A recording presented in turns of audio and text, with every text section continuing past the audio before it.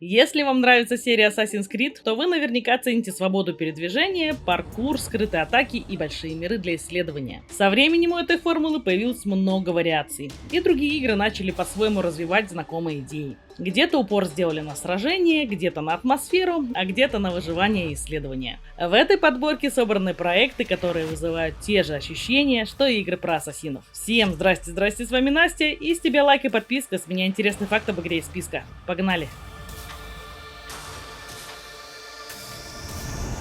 Middle-earth. Shadow of Mordor. Это динамичный сюжетный экшен с открытым миром, действие которого происходит в Средиземье между событиями Хоббита и Властелина колец. В центре истории следопыт Талион, связанный с духом эльфийского кузнеца Келебримбора, и его личная война с силами Саурона. Игрок свободно исследует Мордор, выполняет задания и вступает в зрелищные схватки с орками. Боевая система гибкая, ближний бой, дальние атаки и стелс легко комбинируются, позволяя подстраиваться под любую ситуацию. Главная изюминка — система Немезис. Вражеские командиры помнят прошлые встречи, растут в рангах, обзаводятся характером и реагируют на ваши победы и поражения, превращая каждое прохождение в уникальную историю. Развитие героя строится на прокачке умений и контроле над врагами. Их можно запугивать, подчинять или сталкивать друг с другом. Мрачный визуальный стиль и напряженное звуковое оформление усиливают атмосферу сурового Мордора. В итоге игра предлагает насыщенный одиночный опыт с живым миром, который постоянно отвечает на действия игрока. Интересный факт. Система Немезис, впервые реализованная в Shadow of Mordor, была запатентована компанией Warner Bros. И стал одной из самых узнаваемых и инновационных механик в экшен-играх своего времени. Ранние версии приводили к неубиваемым оркам и снежному кому месте, где игроку было невозможно продвинуться. Комьюнити массово делилась историями про орков, которые возвращались с шрамами, насмешками и новыми титулами, превращаясь в настоящих антагонистов без кат-сцен. Prince of Persia — это сюжетный приключенческий экшен, открывающий самостоятельную главу легендарной серии. Игра переносит фэнтезийную и древнюю Персию, где мир медленно гибнет из-за пробуждения бога тьмы Аримана. Главный герой — новый принц, странствующий воин и изгой. Его сопровождает Элика, загадочная девушка, наделенная магическими силами. Геймплей строится вокруг свободного исследования полуоткрытого мира. Игрок сам выбирает порядок прохождения локаций, очищая зараженные земли и возвращая миру утраченную гармонию. Акробатика и паркур играют ключевую роль. Бег по стенам, прыжки, лазания и плавные связки движений создают ощущение скорости, свободы и непрерывного движения вперед. Боевая система делает акцент на дуэлях, а не на массовых сражениях. Важно грамотно сочетать удары принца и магию Элики, которая не только помогает в бою, но и спасает героя от гибели, органично заменяя традиционную систему смертей. Выразительный художественный стиль и кинематографичная подача превращают игру в атмосферное одиночное приключение.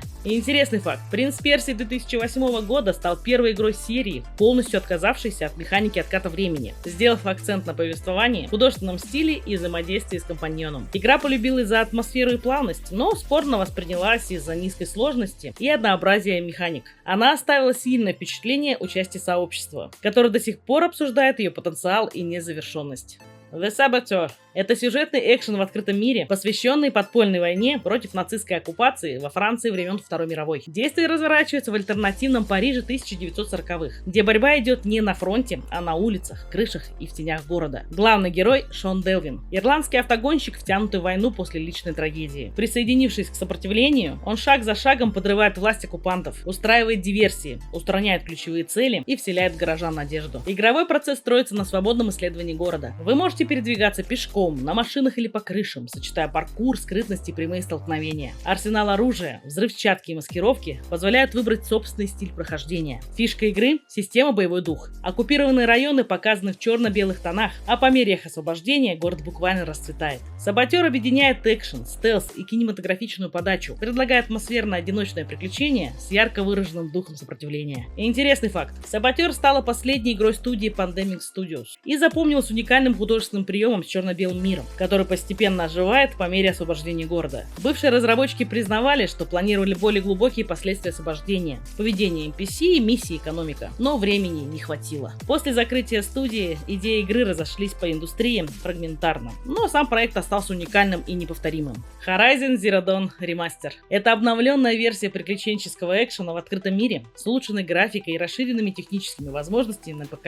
Игра переносит далекое будущее, где человеческая цивилизация цивилизация почти уничтожена, а Землю населяют гигантские механические существа, похожие на диких животных. В центре истории Элой, юная охотница и изгой своего племени. Путешествуя по огромному миру, она исследует руины прошлого, сражается с машинами и шаг за шагом раскрывает тайну их происхождения, а вместе с ней правду о судьбе человечества и своем предназначении. Геймплей сочетает исследования, тактические бои и RPG-элементы. Каждая схватка требует подготовки. Важно изучать уязвимости врагов, использовать ловушки, разные типы оружия и прокачиваемые навыки. Мир игры разнообразен и живой. Биомы, племена и поселения имеют собственную культуру, а побочные задания органично дополняют основной сюжет. Игра идеально подойдет тем, кто ценит кинематографический сюжет, насыщенный открытый мир и продуманный экшен. И интересный факт. После многих лет работы над Killzone, студия разработчиков осознанно ушла от коридорных шутеров к открытому миру, охоте и тактическим боям, потому что команда чувствовала творческое выгорание и хотела начать с чистого листа. Сообщество высоко оценило героиню как самостоятельного персонажа, а не пустую оболочку. И ее путь от изгоя до ключевой фигуры мира. В ретроспективах часть аудитории признает, что структура активности слишком близка к формуле Ubisoft, несмотря на уникальный бой. Mad Max.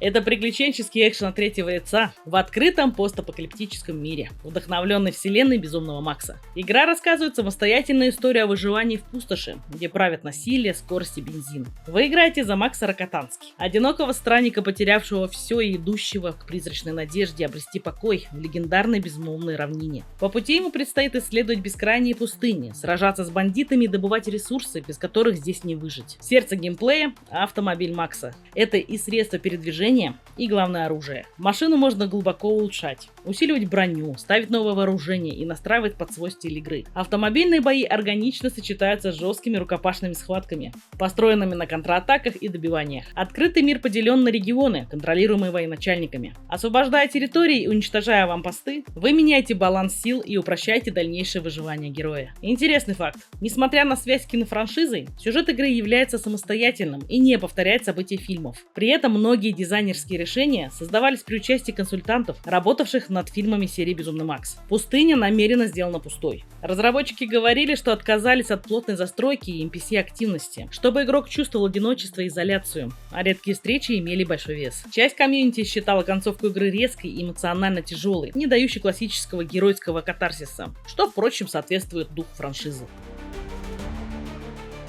Вот такая подборка игр в стиле Assassin's Creed у меня получилась. Надеюсь, вы нашли здесь что-то интересное или вспомнили игру, к которой захотелось вернуться. И если так, то моя миссия выполнена. Пишите, какие игры, по вашему мнению, также похожи на Assassin's Creed. Спасибо, что досмотрели до конца, и приглашаю вас посмотреть другие мои ролики. Подписывайтесь на канал, кто не подписан, ставьте лайки, пишите комментарии, а главное, берегите себя и берегите свое здоровье. С вами был Настена, всем пока-пока.